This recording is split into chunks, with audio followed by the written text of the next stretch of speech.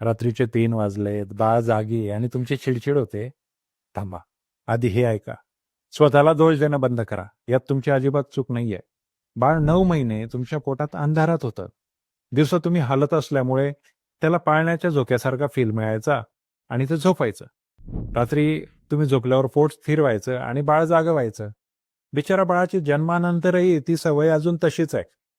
घाबरू नका. हा फक्त 2 ते 3 महिन्यांचा खेळ आहे. बाळाचा नैसर्गिक स्लीप हार्मोन सेट व्हायला वेळ लागतो. तोपर्यंत फक्त 3 गोष्टी करा.